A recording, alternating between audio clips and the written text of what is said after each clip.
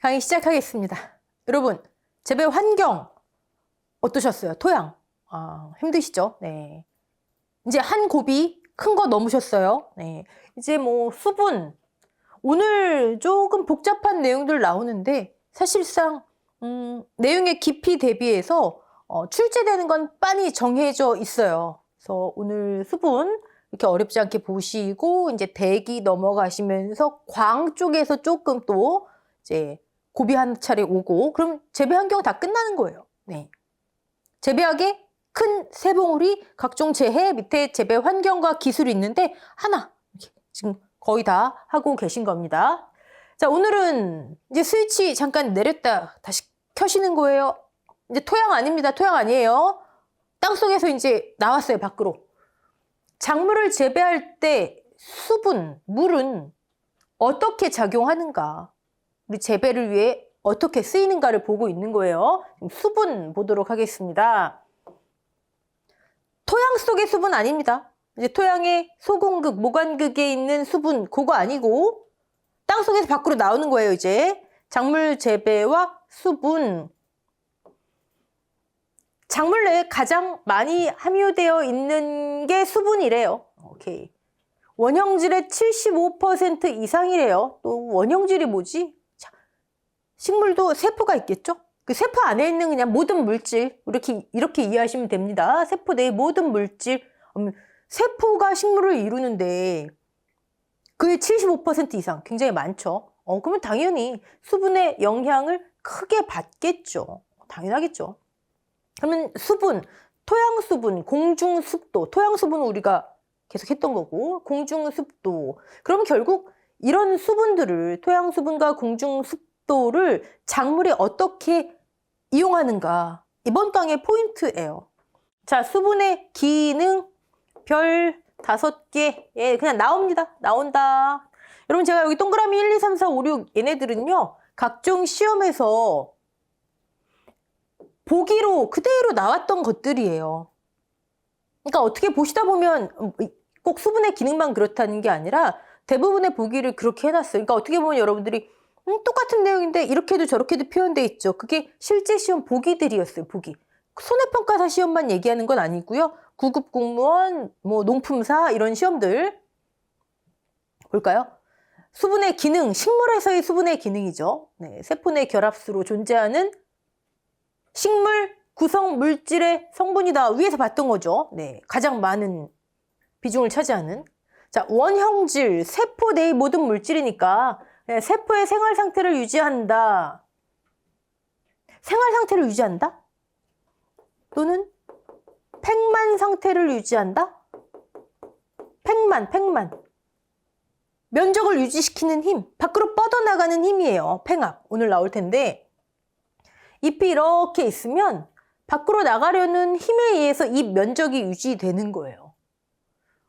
팽만 상태를 유지한다?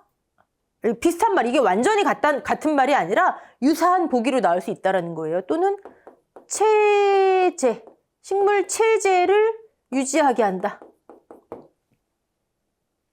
어쨌든 세포 자체 유지하게 한다. 가장 많이 나오는 보기. 필요 물질을 흡수하기 위한 용매이다. 필요 물질. 예를 들어 무기 성분, 밥. 흡수하려면 물을 통해서 흡수한대요. 용매. 자, 용액은요. 용질과 오늘 나올 거예요. 그 다음에 용매로 이루어져 있어요. 이게 뭔 얘기예요? 그냥 간단하게 소금물 있죠? 소금물이라고 하는 용액은요. 용질인 소금과 용매인 수분, 물로 이루어져 있는 거예요. 그러니까 필요물질을 흡수하기 위한 쓰이는 수분이다. 용매다. 수단이다. 네. 자, 작물이 필요물질을 흡수하는 방법 2가지가 나오네요. 하나, 기공을 통해서 잎에서 흡수 또는 용해된 물질을 뿌리에서 흡수. 식물은 이 2가지 방법으로 흡수한대요. 둘 다 물. 2가지 모두 물이 용매의 역할을 한다. 또 많이 나오는 복이 필요물질을 합성하거나 분해하는 매개체가 된다. 요거는 그냥 뭐 항상 수분의 기능, 식물체의 수분의 기능 나와 빠지지 않는 보기 중에 하나입니다. 그리고 식물체 내 물질 분포를 고르게 하는 매개체이다. 예를 들어 식물이 이렇게 있으면 밑에 막 뿌리들이 있고요. 뭐 가지도 있고 잎도 있고 막 꽃도 있고 이 물질 분포를 고르게 한대요. 어느 한 부분에 속하는 게 아니라. 이걸 다른 말로 뭘까요? 이동시키는 수단이다. 또 자, 세포의 긴장 상태를 유지해 식물의 여기 나오는 체제 유지를 가능하게 한다. 긴장 상태. 이 긴장 상태, 이 상태를 유지해 체제 유지를 가능하게 한다. 팽만, 체제 유지, 원형질의 생활 상태, 어떤 보기로 나오든. 네. 아니, 물을 빨아들이는 거하고 인면적이 유지되는 거하고 무슨 관계가 있을까요? 오늘 볼 내용 중에 하나예요. 물을 흡수하는 거하고 예를 들어서 잎이 이렇게 면적을 유지하는 거하고 무슨 관계가 있을까요? 아까 제가 밖으로 나가려는 힘, 밖으로 나가려는 힘에 의해서 면적이 유지된다 그랬죠? 저 힘이 빠지면 쪼그라드는 거예요. 근데 물이 저 힘을 유지하게 만든대요. 자, 다른 성분과 함께 구성물질을 형성한다. 뭐 위에 나온 거고요. 원형질의 일부로서, 세포 내 물질의 일부로서 가장 많이 차지하는 거죠. 각종 효소 활동에 촉매작용을 한다. 효소가 뭘까요? 효소. 각종 화학 반응들, 대사작용들 이런 걸 활발하게 만드는 물질들이에요. 효소. 근데 그 효소가 더 잘 활동할 수 있도록 촉매작용을 한대요. 이것도 꽤 나오는 보기고요. 광합성. 식물이 이산화탄소를 받아들여요. 호흡은 산소를 받아들이고 이산화탄소를 내뿜죠. 광합성은 반대예요. 호흡과. 이산화탄소를 받아들이고 산소를 내보내요. 근데 여기에 빛이 들어가요. 그러면 식물체 내에 물과 결합을 해요. 식물체 내의 물과. 기공에서 받아들인 이산화탄소와 식물체 내의 물과 여기에 빛이 결합을 해요. 그러면 산소를 만들어 내보내고 또 하나 식물체 내에 포도당이라고 하는 양분, 탄수화물을 남기게 되는 거예요. 이건 이제 광에서 자세히 보고 어쨌든 여기 뭐가 들어간다? 물이 들어간다. 광합성. 원료이다. 그쵸? 각종 가수분해가 뭐죠? 가수, 노래, 싱어? 물이 더해져서 물과 반응해서 분리되는 거. 그러니까 여기도 물이 수가 원료가 되는 거죠. 체내 각종 화학 반응, 대사작용, 효소 활성작용의 촉매다. 유사한 보기겠죠. 또 많이 나오는 보기, 증산을 통해 땅에서 물이 증발하는 건 증발이라고요. 말이 이상하네. 증발. 땅에서는 식물에서 물이 없어지는 거, 날아가는 걸 증산이라 하죠. 그걸 통해서 작물체 내의 온도를 유지한다. 1번에서 10번까지는요, 여러분, 나온다 생각하시고 암기해 두세요. 오케이. 넘어갈게요. 그럼 수분이 부족하면, 위에 것들이 다 안 되겠죠. 읽어보시고. 이걸 별도의 내용으로 보지 마세요. 네, 위에 것들이 안 되는 거예요. 네. 자, 작물의 수분 흡수. 자, 그러면 식물에서 수분은 저렇게 중요한 기능을 해요. 아니, 세포의 75% 이상이 수분이래요. 근데 수분 흡수가 제대로 안 되면 난리 나겠죠, 그렇죠? 그럼 식물은 수분 흡수를 어떻게 할까? 그 방법에 대한 시간이에요. 자, 이거를 여러분 또 이제 중학교 내용인데 학교 졸업한 지 몇십 년 되셨는데 갑자기 힘드시죠? 네. 차근차근 보면 돼요. 식물이 어떻게 물을 흡수하는가를 우리는 크게 그리고 작게 볼 거예요. 네. 작게 먼저 볼게요. 작게, 그 다음에 크게 볼게요. 식물이 물을 흡수하는 방법. 뭐 별게 다 나와요. 삼투압, 팽압. 여기 또 하나 빠졌네요. 막압. 뭐 중요한 건 아니고요. 그냥 흡수압. 또 무슨 SMS. 네. 이런 게 있대요. 이런 거 나오면 뭐라고요? 식물이 물을 흡수하는 방법에 대한 용어구나. 오케이. 먼저 삼투 볼게요. 삼투. 작게 보는 거예요. 물을 흡수하는 방법. 자, 보충 자료를 먼저 보겠습니다. 삼투 앞과 삼투 현상은 달라요, 여러분. 우리 먼저 아까 제가 쓴 것 중에 용액은, 즉 소금물이라고 하는 용액은, 소금액? 소금물. 뭘로 이루어져 있다? 용질과 용매로 이루어져 있다. 그쵸? 이걸 항상 기억하셔야 돼요. 지금 예를 들어 얘기하는 거예요. 설탕물이면 용질은 설탕이 되겠고, 그쵸? 용액은 용질과, 즉 소금과 용매로 이루어져 있다. 매는 수분. 이걸 기억하세요. 그럼 여러분, 용질은요, 만약 저 자리에 소금이 아니라 설탕이 들어가면 설탕물 되겠죠. 그쵸? 즉 용질은 이 용액의 성격을 결정하는 거예요. 무엇이 들어가냐에 따라서. 당연할 거 아니에요. 그쵸? 그러면 지금 이게 더하기예요. 용질 더하기 용매가 용액. 자, 용질이 많아요. 소금이 많아요. 그러면 어떻게 돼요? 물은 짜지고, 이걸 다른 말로 하면 용액의 농도가 높아지고. 됐죠? 용질이 많으면 용매, 수분은 적겠네요. 용액인데 용질이 많대요. 그럼 수분이 적은 거죠. 농도는 높아지고, 이거 개념 확실히 잡으셨죠? 반대로 용질이 적어요. 소금이 적어요. 물은 안 짜지겠네. 안 짜지겠네. 아, 농도가 낮아지겠네. 대신 수분은 많아지겠네. 여러분, 우리가 익히 알고 있는 거를 이런 용어로 쓸 뿐이에요. 소금이 많이 들어가면 짜다. 농도가 높아진다. 아, 물이 적구나. 물을 많이 추가하면 덜 짜진다. 농도가 낮아진다. 용매가 많아진다. 우리가 아는 용어, 아는 것들이에요. 아는 것들. 자, 그러면 여기에 두 종류의 물이 있어요. 가운데 이 반투막 또는 반투과성 막이라고 하는데, 얘를 기준으로 해서 한쪽은 농도가 높은 물, 글자 보이시나요? 한쪽은 농도가 낮은 물, 두 종류의 물이 있는 거예요. 농도가 높다. 농도가 높다? 뭐가 많다? 용질이 많다.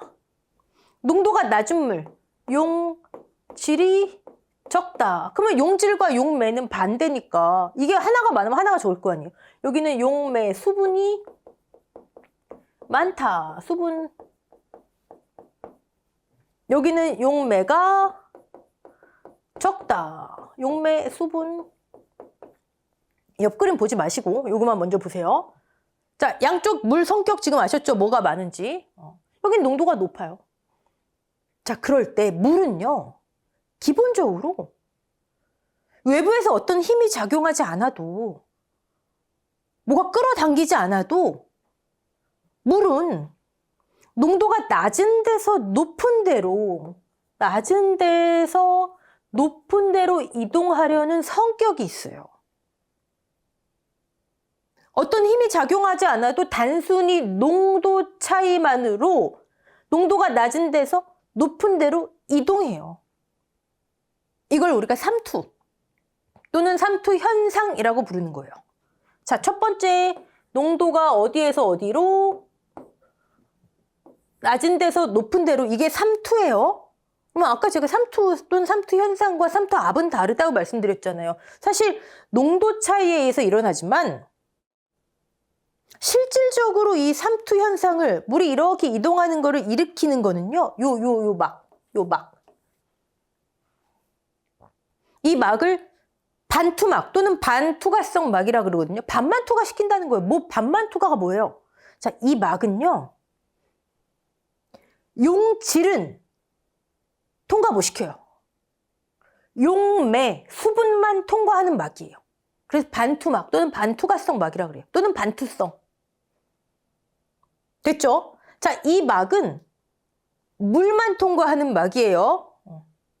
그럼 이 막을 둘러싸고 여기서 엄청난 힘겨루기가 양쪽에 있는 거예요. 힘겨루기? 자, 농도가 낮은 물이에요. 뭐가 많대요? 물이 많아요. 용매가 많아요. 여기에 이 파란 게 지금 물 분자예요. 물 분자는 자유로워요. 용질, 소금이 적어요. 나를 뭐 방해하는 게 없어요. 자유로워요. 자, 이 물 분자들은 자유로운 영혼이다 보니 여기에 막 부딪혀요. 막 부딪혀요. 부딪히는 압력이 커요. 됐죠? 근데 이쪽에 있는 물은 여긴 용질, 소금이 많죠? 이 용질, 소금이 물을 자꾸 끌어당겨요. 물이 이쪽으로 가려고 하면 너 어디가? 그러면서 자기 쪽으로 끌어당기는 거예요. 소금이 물 분자를. 그럼 여기 있는 물 분자는요. 여기만큼 자유롭게 움직이지를 못해요. 이 막에 부딪히는 압력이 작아요. 이해되시죠? 양쪽 물 분자가 이 파란색 동그라미들이 부딪히는 힘이 다른 거예요. 여기는 밀고 들어가는 압력이 커요. 막 자유로우니까 막 부딪혀요. 여기는 방어력이 약해요. 양쪽의 압력 차이, 힘 차이.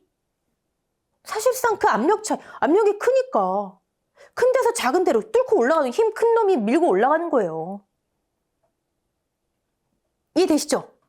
이 압력 차이가 삼투압이에요. 실제로는 농도만으로 외부 힘 없이 물이 이렇게 이동하지만 그걸 유발하는 거는 이 반투막을 둘러싼 삼투압, 압력의 차이다. 됐죠? 이게 삼투압이에요. 그럼 그 압력 차이만큼 물이 증가하는 거예요, 이쪽으로. 오케이? 그리고 이 옆에는요, 그냥 이게 있기 때문에 가져온 건데 이거 안 보셔도 상관이 없는데 그럼 반대로 삼투압만큼의 압력을 여기 가해주잖아요? 반대쪽에? 또는 더 큰 압력을 가해주면 물이 반대로 가요. 그럼 역삼투 현상이 되는 거예요. 이건 중요하지 않아요? 네. 자, 그러면 우리 이거를 세포로, 식물로 보자고요. 식물로 볼게요. 여러분, 이쪽이 식물 세포 아니면 뿌리라고 볼게요. 뿌리. 식물 뿌리. 이쪽은 뿌리 밖에 있는 외부에 있는 용액이에요. 용액 농도. 자, 만약에 뿌리 내의 농도가 높으면 물이 이동하겠죠? 뿌리가 흡수 가능하겠죠?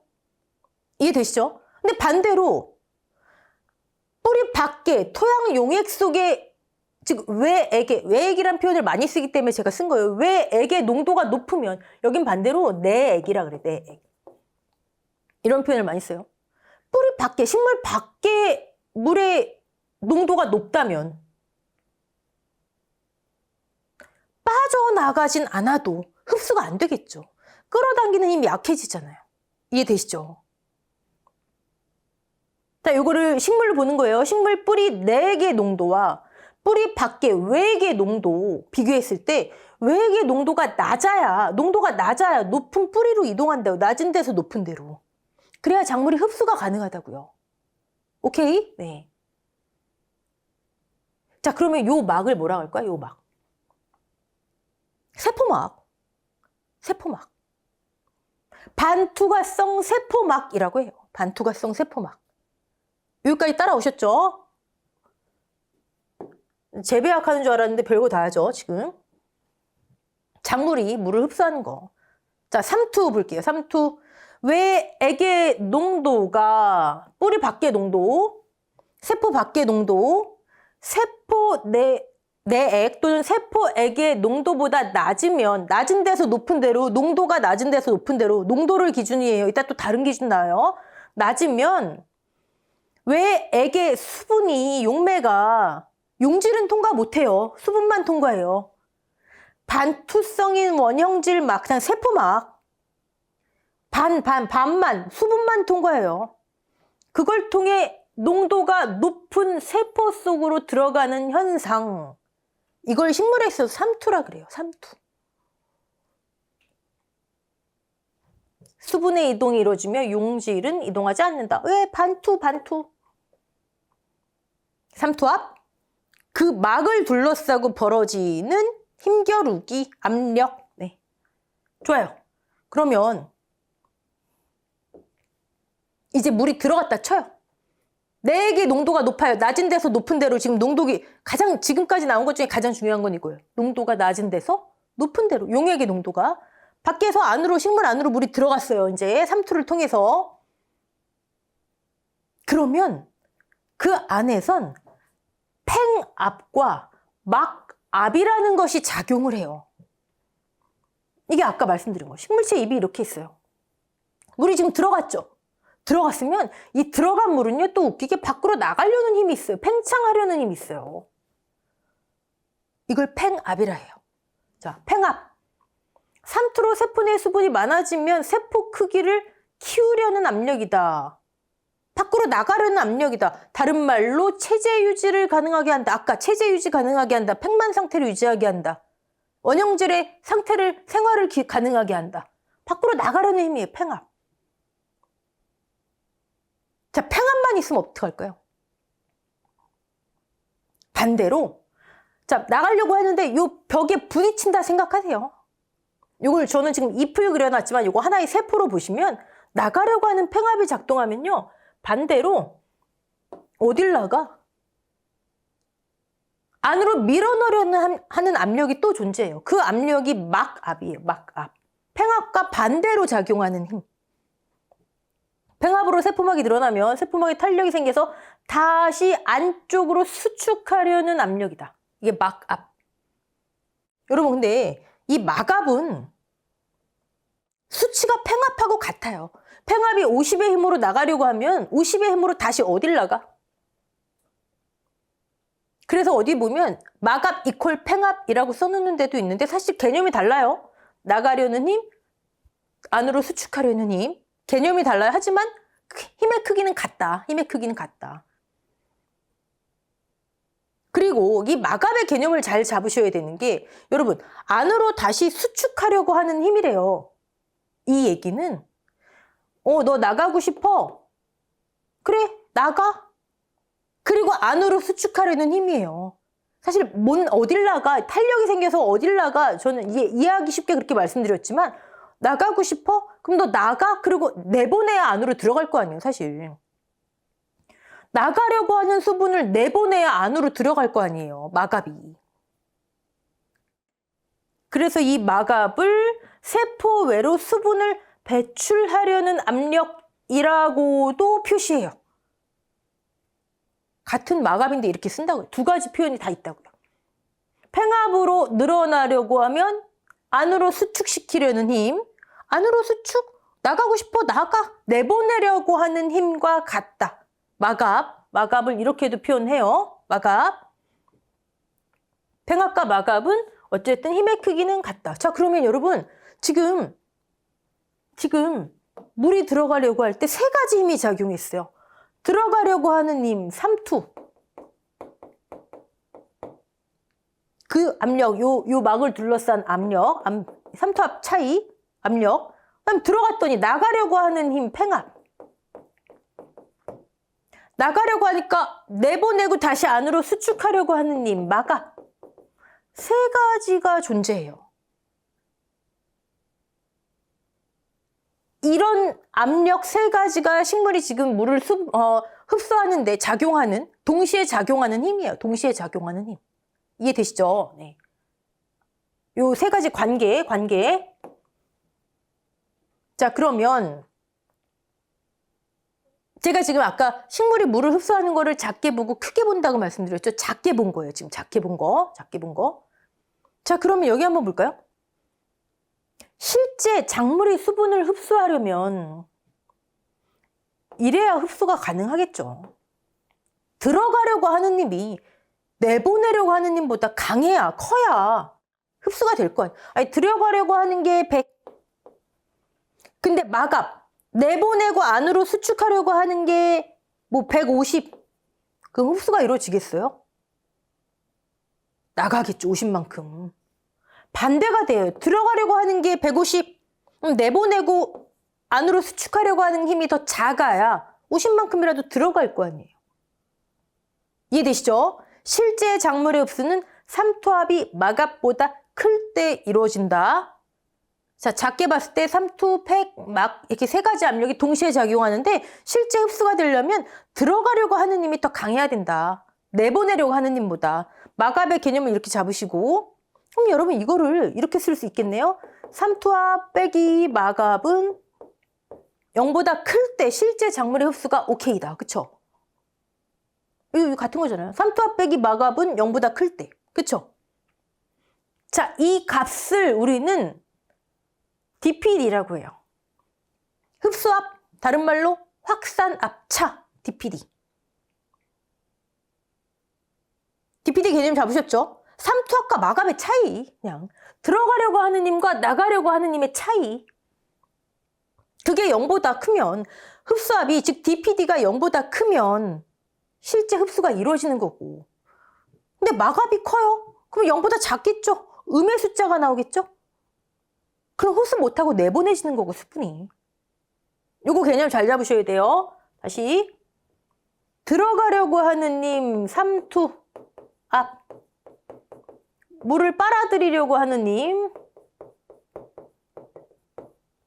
얘가 마갑보다 커야 돼요. 마갑 수축하려고 하는 님, 물을 내보내려 하는 님. 이걸 뺀 게 0보다 크면 0보다 크다? 플러스가 나오겠죠? 즉 흡수압이 DPD가 별 용어 다 나오죠. 이제 크게 보는 거예요. DPD.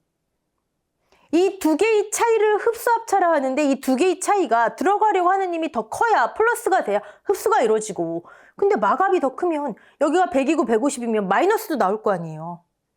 이게 150, 이게 100이면 50, 50만큼 플러스니까 흡수되는구나. 근데 반대로 여기가 100, 여기가 150이면 마이너스 50.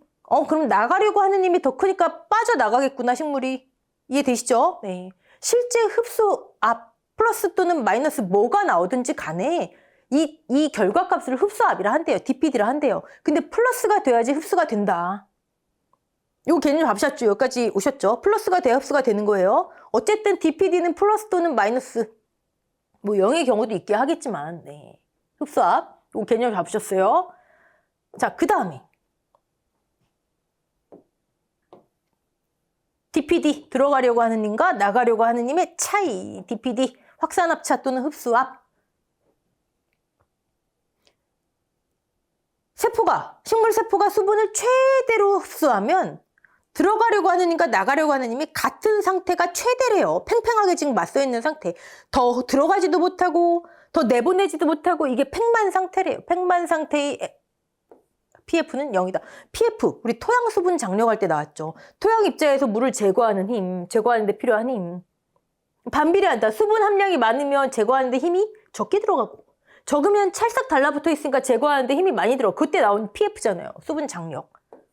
근데 이때는요, 토양 수분 장력이 아니라 세포 내에서 들어가려는 힘, 내보내려고 하는 힘, 이 둘 사이에 존재하는 힘을 장력이라 해요. 별로 중요한 건 아니고, 어쨌든 세포가 수분을 최대로 흡수함, 들어가는 힘과 나가려고 하는 힘이 같을 때, 더 들어가지도 더 나가지도 못할 때 이를 팽만 상태라고 하고, 둘 사이에 팽팽하게 작용하는 힘은 0이다. 왜? 우리 토양 수분 장력에서도 수분 함량이 많으면 제거하는 데 들어가는 힘이 적게 든다. 그래서 0이다 했잖아요. 결합수. 아니, 결합수랜다. 저기 뭐죠? 수분 함량이 최대일 때, 최대 용수량일 때. 네. 여기까지 따라오셨죠? 여기까지. 제가 계속 왜 따라오셨죠 했냐면, 여러분 낯선 용어가 등장하는데 계속 또 나와요. SMS가 또 나와요.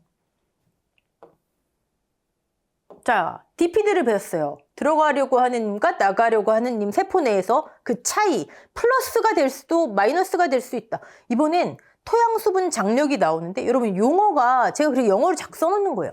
용어가 우리가 여기서 말한 토양 수분 장력, 지난번에 배운 토양 수분에서 배운 그게 아니에요.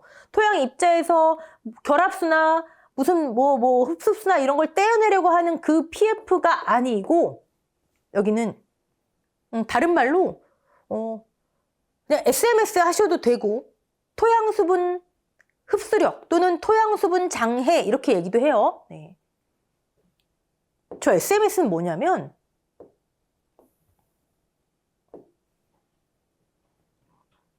토양의 수분을 보유하려고 하는 힘, 또 토양 용액 자체의 삼투압, 토양 용액 쪽으로 아까 우리 이거 봤잖아요. 여기가 만약에 용액이 높아요. 외액의 농도가 높아요. 그럼 물이 이렇게 끌어당길 거 아니에요. 그쵸? 그 얘기예요. 토양이 용액 쪽의 농도가 높을 경우에 작물로 빨려나가지 못하게 하는 힘. 다시 말해서 SMS는 저희 두 힘의 총합. 토양이 작물 쪽으로 물이 안 가게 보유하려 하는 힘. 개념 잡으셨어요? 다시. SMS는 토양 수분 보유력. 토양 용액 자체가 작물 흡수에 안 들어가려고 하는 힘. 용액 자체의 농도가 높아서 작물 쪽으로 안 빨려 들어가려고 하는 힘. 농도가 높은 쪽으로. 토양이 물을 내가 꽉 유지하려고 하는 힘. 그게 SMS예요. 자, DPD, SMS 개념 잡으셨죠? 자, 그러면 DPD는요. 한마디로 얘기하면 흡수력이에요. 흡수력. 뭐가 흡수력? 작물의 흡수력. 이게 플러스든 마이너스든 0이든 어쨌든 작물의 흡수력을 나타내는 거예요. 플러스면 작물이 흡수를 할 것이고 들어가려는 힘이 강하니까. 0이면 팽팽하니까 들어가지도 나가지도 못할 것이고 마이너스면 나갈 것이고 이건 작물이 흡수하려 하는 힘 DPD. SMS는 토양이 안 흡수되려고 버티는 힘. 이해되시죠? 그러면 작물이 수분을 흡수하는데 아까 작게는 삼투, 팽합, 막압을 봤지만 크게는요. 흡수력이 저항력보다 커야 흡수가 이루어진다. DPD와 SMS의 압력 차이에 의해 뿌리가 토양으로부터 수분을 흡수할 수 있다. 작물이 흡수를 하려는 힘이 토양이 버티려고 하는 힘보다 커야 실제로 흡수가 이루어진대요. 자, 토양이 수분을 작물이 수분을 흡수하는 거 작게 보면 삼투압과 막압, 들어가려는 힘과 나가려고 하는 힘, 수분을 내보내려고 하는 힘의 차이. 크게 보면 흡수압 또는 확산압차와 토양이 버티려고 하는 힘, S, 이 차이. 여러분 이거 문제 많이도 안 나오는데, 그쵸? 가끔 확산압차, 무슨 또 토양 수분 장애 막 이러면서 문제 나와요. 아주 가끔. 이건 공무원 시험에서 많이 나오는 건데, 점점 이제 손해평가사 시험도 조금 난이도가 높아가고 있기 때문에 보는 거예요. 둘 다 뭐다? 작물이 물을 어떻게 흡수하는가. 힘의 차이.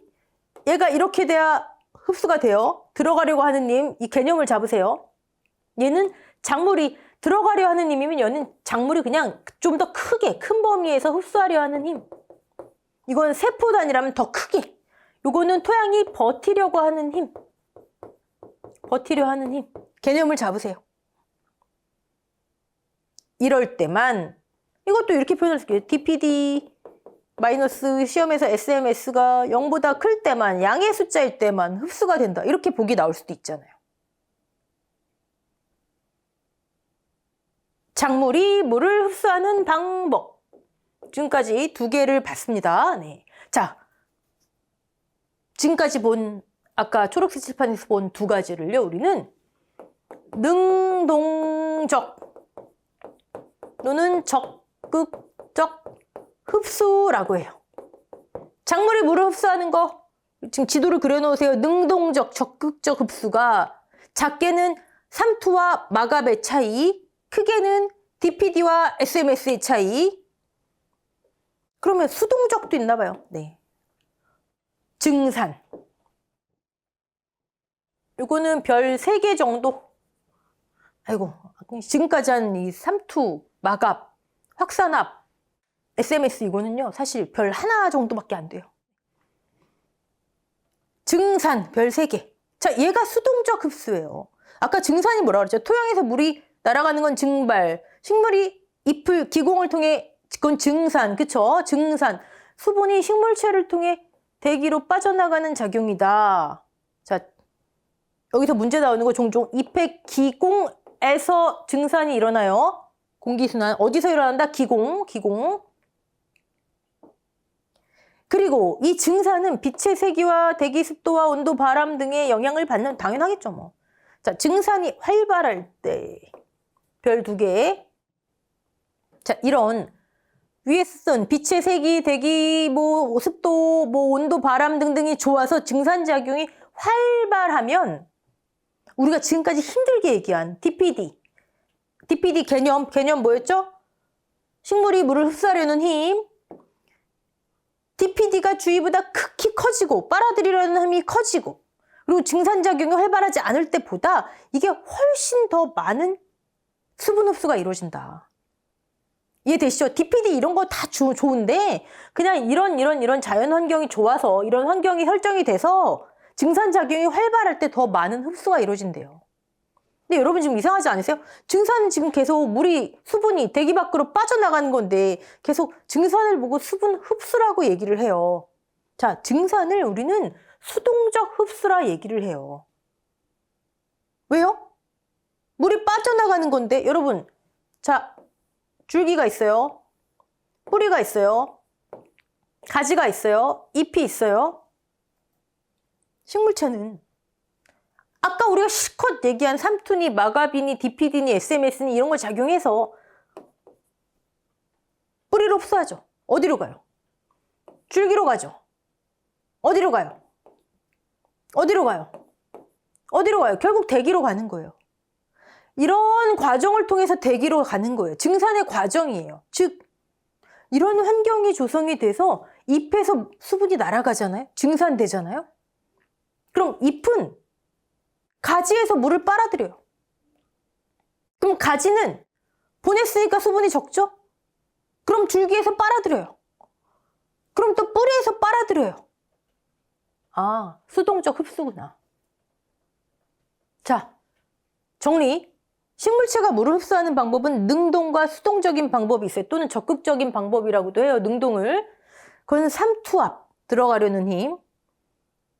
또 작물이 빨아들이려고 하는 힘, DPD. 그런 거. 근데 사실상 그것보다 이런 환경이 조성됐을 때 이렇게 거쳐서 모자라니까 빨아들이고 흡수하고 이런 수동적 흡수가 훨씬 더 많다. 됐죠? 오케이. 자, 이번엔 수분 포텐셜. 또 이게 뭐예요? 수분 포텐셜은 또 뭐야? 막 속으로 욕하시지 마시고 다 한 거예요. 자, 수분 포텐셜이란 정의. 물 분자가 자유롭게 움직일 수 있는 힘이래요.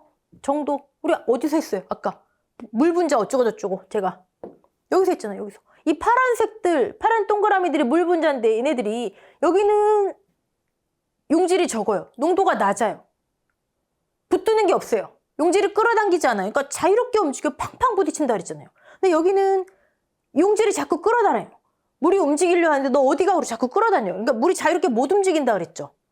여기서 나온 거예요. 여러분. 그러면 두 번째 여기 수분 포텐셜 또는 포텐셜 에너지 포텐셜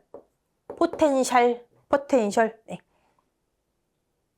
포텐셜 에너지 물이 자유롭게 이동하는 정도는요. 포텐셜 에너지가 여기가 낮을까요? 높을까요? 여기 지금 농도가 낮은 물이 자유롭게 이동할 수 있대잖아요. 자유롭게 이동할 수 있는 정도가 수분 포텐셜이래요. 여기는 자유롭게 이동할 수 있대요. 높겠죠. 포텐셜 에너지가 높아요. 농도가 낮은 물은 포텐셜 에너지가 높아요. 왜 막 자유롭게 이동한대잖아요. 끌어당기는 용질이 적어서 화살표가 밑으로 돼 있잖아요. 자유롭게 막 이동해요. 포텐셜 에너지가 높아요. 그럼 여기는 용액이 농도가 높죠. 용질이 많아요. 막 용질이 끌어당겨. 소금이 물 분자를 막 끌어당겨요. 자유롭게 못 움직여요. 자유롭게 움직일 수 있는 정도가 포텐셜 에너지인데 자유롭게 못 움직여요. 낮죠. 자, 물의 이동. 지금 아까는 물이 이동하는 방법, 흡수하는 방법. 두 번째, 그럼 물은 어디서 어디로 이동하는가? 농도가 낮은 데서 높은 데로. 포텐셜 에너지가 높은 데서 낮은 데로. 반비례. 우리 지금 계속 반비례 제가 중간중간 정리하세요. 반비례. 농도가 낮다? 뭐 끌어당기는 게 없어요. 용질이 적어요. 막 자유롭게 움직여요. 에너지가 높아요. 농도가 높다? 자유롭지 못해요. 에너지가 낮아요. 반비례. 자, 반비례. 우리 반비례 뭐뭐 있었죠? 수소이온과 가장 중요한 거. 얘의 측정값인 pH 숫자가 반비례로 움직였죠? 또 뭐 있었죠? 토양수분 장력과 토양 수분 함량. 함량이 많으면 제거할 때 굳이 힘 안 들여도 되고, 함량이 적으면 찰싹 붙었으니까 힘이 많이 들어가고, 또 이제 반비례가 나온 거예요. 물의 농도, 그 다음에 포텐셜 에너지 또는 수분 포텐셜. 반비례. 비례도 있었죠? 얘와 토양의 비옥토. 뭐죠? 양이온 치환 능력. 얘는 비례. 여기서 여기는 반비례. 개념을 잡으세요. 네. 자, 그러면 포텐셜 에너지는 끝이에요. 물 분자가 자유롭게 이동할 수 있는 정도. 그런데 우리가 약속을 한 거예요. 최대값은 0. 뭐 플러스 100만 아니고 최대는 0. 순수한 물이에요. 그러면 용질이 아무것도 없겠죠. 물이 막 자유롭게 움직여요. 에너지가 제일 높아요. 최대값이에요. 근데 0. 네. 순수한 물, 최대값, 에너지가 높은 물, 0. 근데 불순물이나 용질이 많아요. 그러면 얘네들이 물 분자를 끌어당겨서 이동이 제한돼요. 에너지가 낮아요. 그러면 0보다 작으니까 음이겠죠. 뭐. 자, 물은 별 3개 또는 4개 포텐셜 에너지가 높은 데서 낮은 곳으로, 같은 말 용액의 농도가 낮은 데서 높은 데로. 어떻게 보면 오늘의 핵심이죠, 이게. 물의 이동 방향. 네. 자, 작물의 요수량 별 4개. 여러분, 요수량의 수에 초점 맞추지 마시고 건물의 건에 초점 맞추세요. 건물, 건조된 거 1g을 생산하는데 소비된 수분의 양이 뭔 얘기냐면, 여러분 100g의 수분이 있어요. 어떤 작물에. 그럼 그 작물을 건조시키려, 완벽하게 건조시키려 100g의 수분을 날려버려야 될 거 아니에요. 그게 요수량이에요. 100g의 수분이 있는 것을 건물로 만들려면 100g을 날려버려야 되죠. 그리고 요수량 이퀄 증산계수. 얘는 문제 나오는데 문제가 어떻게 나오냐? 이걸 물어봐요, 이걸. 큰 작물부터 작은 작물까지 순서대로 나열된 것은 작물로 나올 때 여러분이 참 애매하신 거예요, 이게. 작물. 큰 작물. 명아주, 호박, 딱 보기에도 수분이 많아 보이잖아요. 그쵸? 그 다음에 밭작물, 명아주 M, 밭작물 B, MB. 그 다음에 맹류. 그 다음에 얘는 보기에도 수분이 없어 보이잖아요. 스자 들어가는 거. 그리고 수분이 없어 보이는 친구들. 자, MB, 누군지 아시죠? MB가 맥주 아니라 맥수 마셨대요. 요수량, 그러면 밤에 야뇨 현상이 있죠. 네. 요수량, 증산계수 같은 말이다. MB가 맥주 마셨다. M, 명아주. 근데 나머지는 여러분 그냥 보셔도 아잖아요. 명아주가 예시 많이 나옵니다. 그 다음에 밭작물, 이 순서예요. 큰 거에서 작은 순서. 또 반대 아닙니다. 그 다음에 건조한 친구들, 스자 들어가는 친구들, MB, 맥주. 이거 문제 많이 나와요. 네. 요걸 묻습니다. 별 4개. 오케이. 자, 생육 초기 하면 우리 떠올라야 되는 거. 감, 온 나왔어요. 조생종 할 때. 생육 후기, 감, 광 나왔고, 또 하나 생육 초기의 요수량이 크다. 이것도 가끔 나와요. 생육 후기의 요수량이 크다. 생육 초기의 요수량이 적다. 뭐 이런 식으로 여러분 골라낼 수 있어야 됩니다. 자, 그 다음에 대기 중의 수분과 강수 여기 그냥 쭉 읽어보세요. 쭉 읽어보시되, 당연한 얘기지만 여러분 한 번 짚고 넘어가셔야 되는 거, 다 적당해야 돼요. 볼까요? 증산작용이 활발해지려면 뭐가 다 적당해. 뭐가 다 적당해. 습도도 적당, 건조도 적당, 바람도 적당. 너무 습도가 높잖아요. 포화 상태잖아요. 그럼 증산 안 돼요. 기공 다 쳐버려요. 너무 건조하잖아요. 그럼 증산 안 되게 막아버려요. 기공이 또 폐쇄돼 버려요. 너무 건조해도. 또 너무 건조하면 한해가 나오겠죠. 지나친 증산작용을 일으키다 못해 진짜 건조한 시기에는 닫아버립니다. 우리 또 나중에 나오죠. 기공을 폐쇄시켜버려요. 네. 다 건조해야 된다. 여기 한번 쭉 읽어보시고. 증산작용이 활발하려면 다 건져야 된다예요. 이슬, 안개 뭐 쭉쭉 보시고요. 눈 쭉쭉. 여기 그냥 여러분 정독 한번 하시면 되는 거예요. 정독. 자, 관계 효과 볼게요. 관계, 물을 줄 때. 네, 이거 요 예시를 또 우리 카테고리화 시키지 않았고요. 일단 첫 번째는요. 관계 효과, 양수분 공급이에요. 논밭에 물 주면 양수분이 공급된대요. 그걸 보기들에서 어떻게 나왔냐면 필요 수분의 공급. 당연하겠죠. 필요 성분의 공급, 무기 성분의 공급, 다른 말로.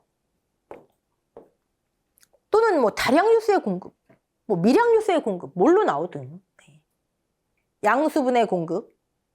자, 관계의 효과, 물 주면 어떤 효과 있냐면은, 그다음에 오염물질의 정화 또는 완충 한번 경감시켜주는 거라고 말씀드렸죠? 완충, 여기 유해물질의 제거 이런 식으로 나오네요. 여기도 뭐 있으면 좋겠죠. 네, 주로 밭작물에 나오는 보기들만 써놨는데 네. 또 병충해 경감, 잡초 억제 이런 거. 네. 그 다음에 세 번째 가장 그 특징 물 주면 온도 조절. 온도와 관련된 거, 온도 조절. 여긴 또 지온 조절. 나머지는 뭐 읽어보시면 아시겠고. 관계를 하면 논밭에 이런 효과가 있다. 이 밑에 어떤 식으로 표현될 수 있는지 보기에. 네. 자, 논의 관계 한번 볼까요? 논의 용수량이 문제 나온 적은 없는데 하여튼 한번 보시고. 네. 옆면 증산이 뭔지 아시겠죠? 네. 수면에서 증발, 지하 침투라는 거에서 유효 강우량을 빼면 여기서는 문제 6에 나와요. 가끔. 별 하나 반이나 2개 정도, 많으면 2개 정도. 네. 벼일생. 이걸 다 어떻게 해요? 그렇죠? 여러분 크게 모내기 준비 단계 끝나고 이제 모내기 했어요. 모내기 했으면 여기서 끊어주겠죠, 일단. 지금 이제 논에 있어요. 그러면 제가 영양생장 다음에 생식생장으로 인식하셔라 그랬죠. 일정 기간 같이 이루어지지만 순서를 우리는 그렇게 인식하시는 게 편합니다. 그러면 이양한 다음에 뿌리 내리고 그다음에 분월은 포기를 얘기해. 벼포기. 유효분월, 뭐 무효분월 다 되고 이제 포기가 가장 많이 형성됐어요. 여기까지가 영양생장기. 그다음에 유수, 어린 이삭이 안에 형성됐어요. 그리고 이제 수인기, 이건 이삭이 출수하기 직전까지, 여기까지가 생식생장기라 보면 되겠죠. 그 다음에 유숙기부터는 그냥 통틀어서 결실기. 그거를 유숙기, 무슨 뭐 황숙기, 이것도 더 하면요, 뭐 고숙기 막 나눠요. 여기까지 결실기. 그러니까 묘자리, 뿌리 내리고 영양생장기, 분월 포기 생기는 거, 그 다음에 유수 형성되고 수인기까지가 생식생장기, 이삭이 이제 트기 직전까지, 그 다음에 결실기, 이렇게 크게 3개로 나뉘고요. 물이 가장 많이, 수분 요구도, 이걸 수분 요구도라 그래요. 벼의 수분 요구도가 높은 시기, 일단 첫 번째가, 어디겠어요? 여기. 뿌리 내리는 시간. 식재되고 뿌리 내릴 때, 첫 번째, 수분 요구. 여러분, 이 수치들은 암기하지 마세요. 이건 토성에 따라 다 다릅니다. 토성에 따라. 당연할 거 아니에요. 그쵸? 절대적인 수치 없어요. 재배하기선. 토성에 따라 다릅니다. 이때 수분 요구도가 증가한다. 식재되고 뿌리 내릴 때. 두 번째. 여러분 한번 생각해보세요. 언제? 여기 수치 보지 마시고. 생식생장 일어날 때. 생식생장. 그 전에는요. 다 비료로 영양생장 때는 생식생장 일어날 때. 수인기에서 그러니까 생식생장이 일어날 때부터 초기 결실기까지인데 좀 이걸 크게 보면 유수 형성기부터 유숙기까지 보기도 해요. 여기. 유숙기까지. 크게 보면 유수, 어린 이삭이 안에서 형성됐을 때부터 초기 결실기까지. 근데 작게 보면 수인기부터 유숙기까지. 수인기는 이삭이 출수 직전까지를 얘기하는 거예요. 네. 두 번째. 자, 출제 유형은 벼에서 수분 요구도가 높은 시기. 뿌리 내리는 기간, 이거는 뭐 인식하시겠죠. 그리고 생식생장기부터 초기 결실기까지. 자, 이게 문제 많이 나오고요. 그리고 별 하나짜리 한번 볼게요. 별 하나짜리. 자, 밭이에요, 밭. 근데 식토, 점토가 많대요. 우리 점토의 토성이 중요해요, 점토. 투수 안 되고, 통기 안 좋고, 그쵸? 양분 보유력은 많지만, 공기도 없고, 투수도 안 되고, 이러다 보니까 오히려 해가 된다. 자, 식토이고 작물이 심근성이래고 한 번에 많이 줘라. 여기 뭐 식토에 찔끔찔끔 줘봤자 뭐 하겠어요. 그쵸? 한 번에 많이 한다, 관계력은. 자, 반대로 사토. 사토는 물 주면 완전 누수. 아까 누수답 했잖아요. 누수답. 누수되죠? 한 번에 많이 줘봤자 다 누수되니까 나누어 관계한다. 그리고 1회 관계량이 적고 요수량이 크면, 증산계수가 크면 요수량이 크다, 증산시키려면 물이 많이 필요하다. 물을 많이 먹는 식물. 작업 간격을 짧게 한다. 그다음에 관계 방법 한번 읽어보시고요. 요거 별 하나 정도예요. 별 하나 정도. 관계 방법 쭉 읽어보시고 관계 시 유의할 점도 별 하나 정도. 오염, 온도, 미리 한번 뭐 읽어보시면 되실 거고. 자, 배수 기능에서 이 배수의 방법 정도만 한번 보세요. 배수 방법. 객토도 배수 방법 중에 하나 들어가네요. 네. 그리고 암거 배수. 자, 얘는 논에서 많이 납니다. 암거, 지하로 배수관 뚫으라는 거죠. 네. 이런 건 배수 방법이 이런 게 있구나 정도 보시면 돼요. 저는 그냥 넘어갔지만 여러분 한 번쯤은 읽어보셔야 됩니다. 자, 이번 시간에는 수분을 봤는데요. 가장 중요한 건 요거죠. 요거. 물이 어디서 어디로 이동하는지. 낮은 데서 높은 데, 포텐셜 에너지가 높은 데서 낮은 데. 이건 같은 말이더라. 이거는. 네. 물이 자유롭게 이동하는 힘. 그리고 실제 이렇게 흡수되는 거를 능동적, 적극적 흡수를 하는데 작게, 크게. 그 다음에 증산.